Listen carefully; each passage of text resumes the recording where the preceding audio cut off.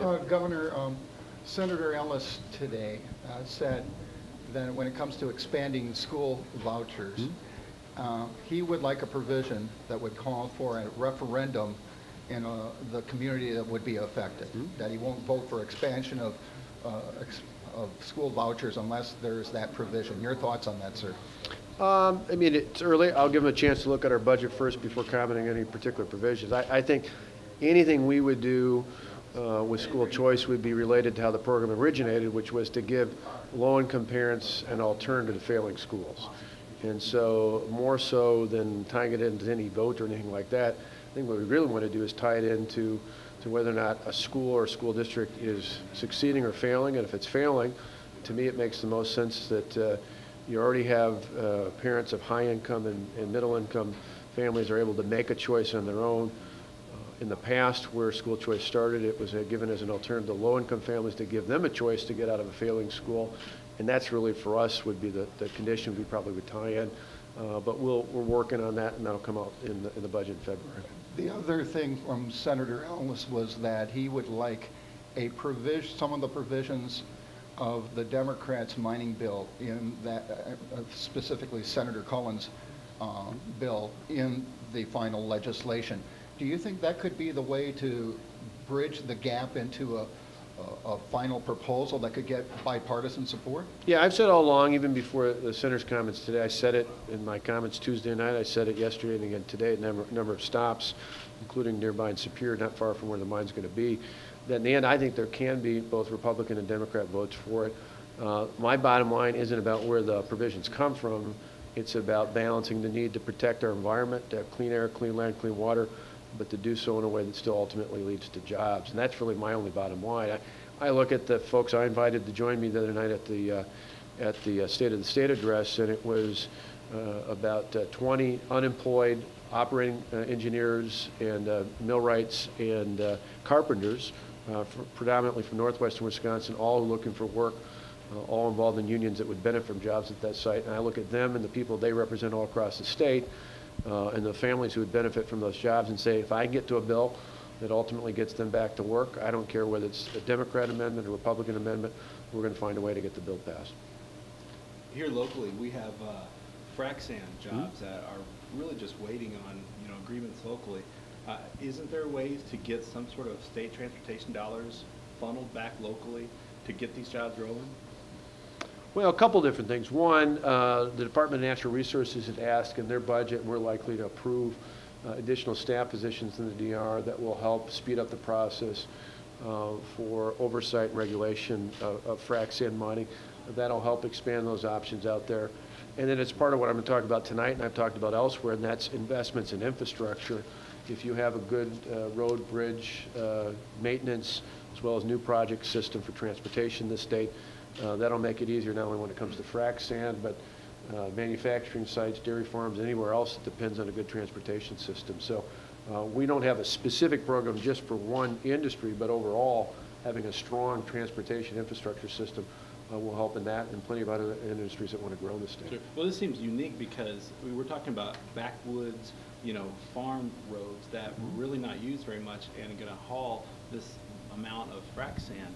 I mean, that seems like one of those things that would be a good chance for the state to come in and say, hey, you know what, here's a little percentage of transportation dollars to help, with improvements in the future. It'll look to that, although again, it's one of those where if you, in some of those same areas, if you had a manufacturing company, people would jump to that, and there'd be road traffic there in terms of motor carriers with trucks. You've got to have the balance because there'll be similar arguments can be made in multiple different locations in multiple different industries.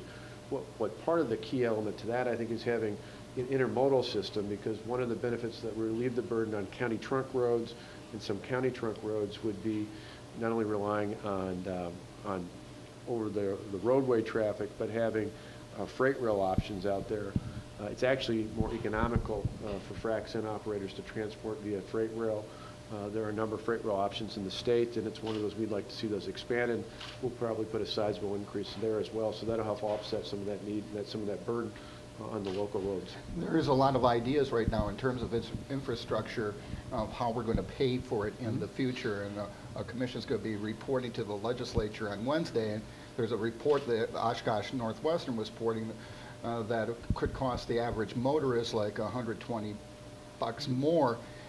Your thoughts? They're talking about an increase in the gas tax, maybe a per mileage type of way to pay for your vehicles. Your thoughts on these things? I don't have an appetite, nor do I think the legislature has an appetite for increased gas taxes. I think that's pretty universal, both Republican and Democrat alike. I would take a step back, and I'll come back to transportation. I'm not avoiding the question, but come back just to put in context. You know, we have a budget surplus tonight. I'm going to talk a little bit about putting more into income tax cuts, because I think putting more money back in the hands of consumers will actually stimulate the economy. If you have more people with more money, they make more purchases, there's a greater demand for goods and services. That leads to more companies needing to hire employees. They hire more people. That puts more money back in the economy.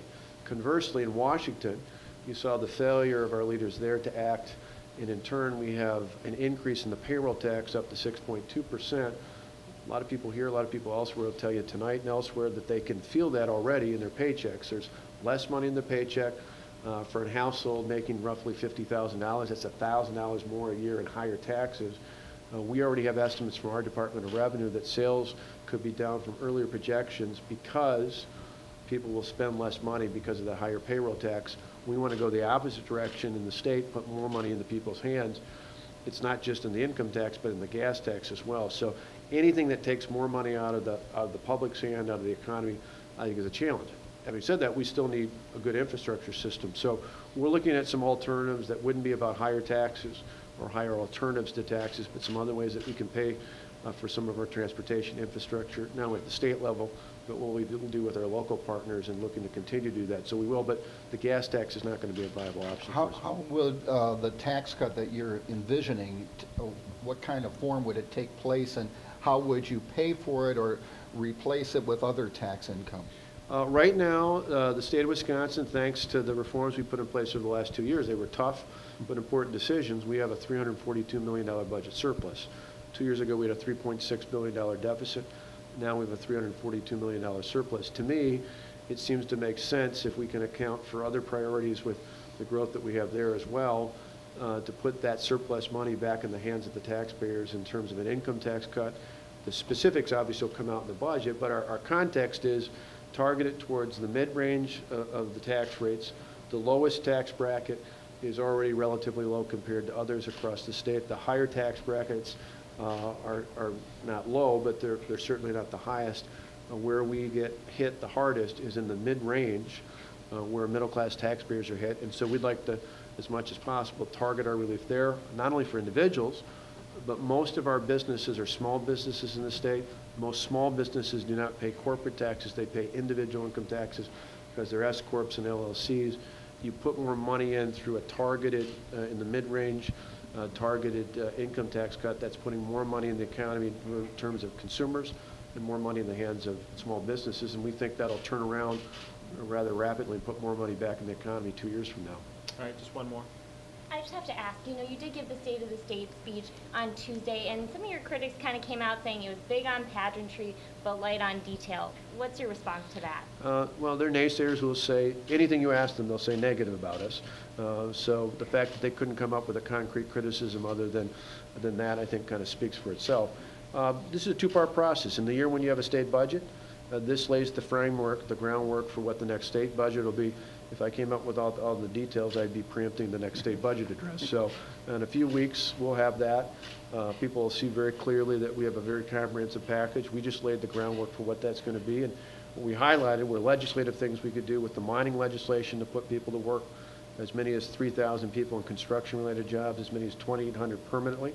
And then we talked in particular, and I think a lot of members of the chamber tonight can appreciate this, we talked about 300 revisions or removals of out-of-date, out-of-touch regulations so we get back to enforcing common sense and not just bureaucratic red tape. And for a lot of our small businesses, that's a pretty big deal. So the most concrete thing we had, the 300 things we wanted to change, was about things we didn't need to do in the budget. The rest of the things are things that will come from the budget themselves. Thank you, Governor. Great. Thank you Thanks, very Josh. much, Governor. Yep.